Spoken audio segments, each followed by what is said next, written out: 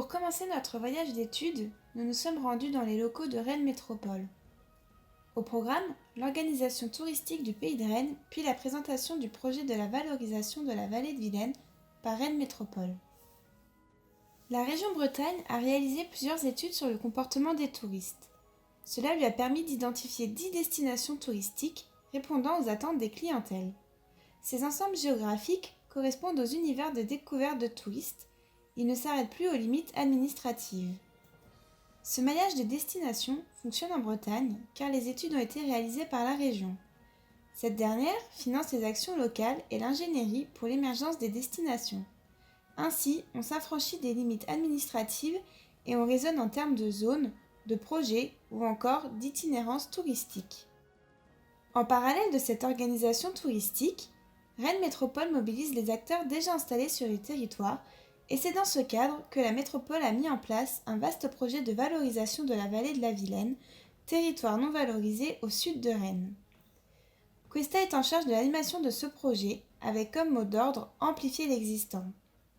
La coopérative culturelle propose des interventions culturelles et artistiques autour de projets déjà présents avec une place importante aux démarches collaboratives.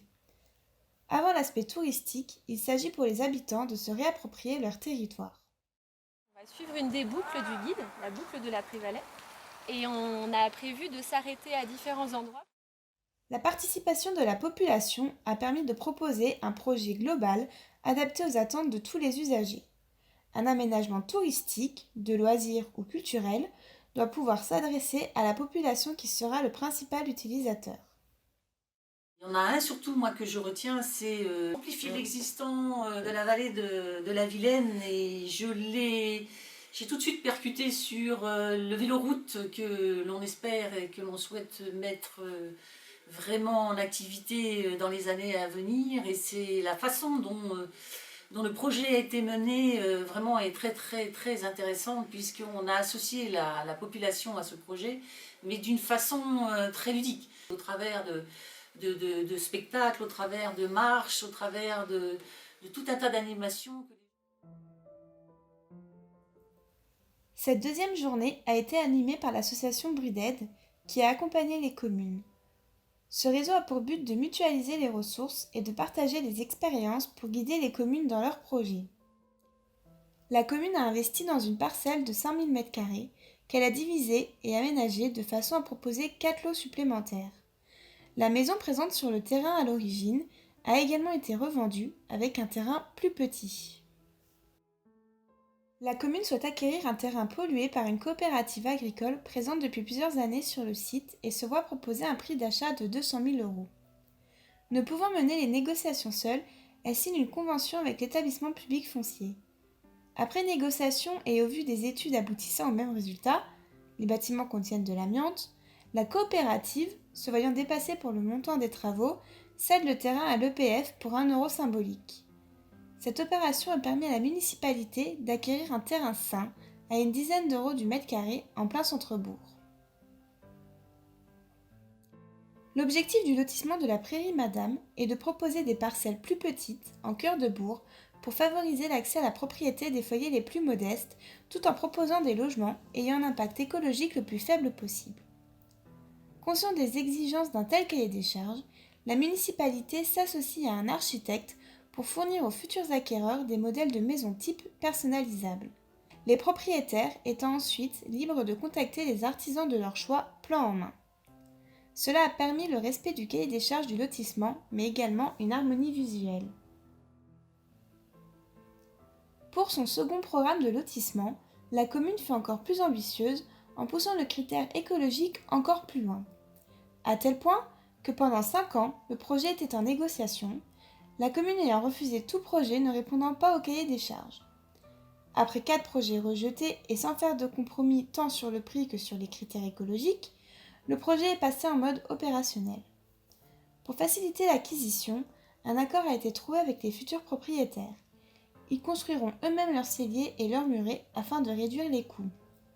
Double bénéfice, puisque cela a permis de vendre à un prix attractif pour des primo-accédants, mais également de favoriser la collaboration des habitants et de créer une véritable vie de quartier. Aujourd'hui, on a des élus qui sont mis dans des positions délicates parce que en permanence, ils ont un ensemble d'acteurs qui arrivent avec presque une imposition de faire. On va avoir les services de l'État qui vont leur imposer une densité, on va avoir le service mobilité qui va arriver avec ceci, le service énergie ou l'ADEME, etc., etc. Ce qui fait que ces élus ont parfois l'impression d'être une sorte de boîte d'enregistrement d'obligations ou de pression très forte autour du projet. L'idée de Brudette, c'est de renverser totalement ça, c'est l'idée d'effectivement prendre en compte l'ensemble des enjeux dans un projet, l'eau, l'énergie, la santé, le lien social, le développement économique local, la biodiversité, mais que les élus en pleine connaissance prennent l'ensemble de ces enjeux, créent le projet avec les acteurs pour lesquels ils sont entourés, et y répondent et intègrent progressivement la question de la densité, la question des obligations thermiques, mais comme vraie volonté politique et non pas comme, je dirais, pantin d'obligations de faire qui leur seraient imposées, quoi. Le principal moteur, c'est d'emmener une équipe, d'écouter aussi pour faire évoluer votre manière de penser, de voir les choses. Si vous arrivez avec des idées toutes faites, je crois que vous avez aussi peu de chances d'aboutir. Et puis finalement, si on tient dans la durée, on peut être compris par un certain nombre de citoyens. Si vous pensez fortement que quand le citoyen s'implique, c'est un atout, ben vous avez gagné aussi une partie des choses. Si vous commencez à dire le citoyen il m'a élu, c'est moi qui ai élu, c'est moi qui décide, vous perdez une grande partie des choses. C'est-à-dire que la concertation sans implication, c'est un piège à con. Dans ces projets, les communes ont réussi car elles ont su mobiliser tous les outils à leur disposition. Elles sont allées chercher des partenaires pour surmonter les points de blocage. L'apport de Brudette en matière d'animation a notamment été important. Ce qui était plutôt original dans ce qu'on a vu, c'est un côté un peu original des constructions quand même. On a le côté original des constructions, peu consommateur de terrain, avec un bel aménagement public. Voilà. Et après, avec une grande aide de sociétés extérieures. Pour notre troisième et dernière journée de voyage, nous avons découvert un projet plus insolite, la valorisation d'un aérodrome. L'Atlantic Air Park de Chanay est un village aéronautique qui comporte une zone résidentielle à proximité directe d'un aérodrome. Un privé en a fait l'acquisition et en aménageant une piste d'atterrissage ainsi qu'un taxiway, les aviateurs peuvent y atterrir et rejoindre le village aéronautique pour garer leur avion dans leur hangar. Alors la particularité de notre commune, c'est cette structure Atlantic Air Park, donc, qui est sous forme de lotissement privé avec une piste d'atterrissage privée. On a un avantage, c'est que ce sont des gens qui s'intègrent totalement dans la vie de la collectivité locale. Donc le lien social est totalement assuré avec cette grande structure. Ce sont des gens totalement intégrés qui participent aux associations de la commune, à la vie de la commune et qui sont souvent très présents lors des diverses manifestations. Effectivement, il y a un attrait touristique puisque l'aéroclub organise un certain nombre de manifestations en été, fait venir des avions de collection, il y a pas mal de manifestations organisées par cet aéroclub.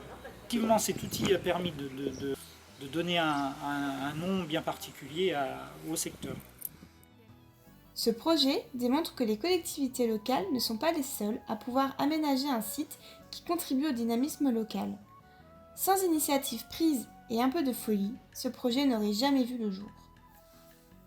Mais moi, l'aérodrome, on peut faire quelque chose avec cet aérodrome qui existe. Peut-être pas de très très gros moyens, mais au moins prévoir quelque chose pour les gens qui arrivent, leur permettre d'aller visiter, et peut-être qu'ils reviendraient avec du monde. Pas forcément en avion, peut-être en voiture. Donc nous avons découvert une valorisation d'aérodrome qui pourrait d'une certaine manière se transposer avec quelques aménagements sur notre aérodrome à Vallonnet, ce qui permettrait au territoire de prendre des ailes.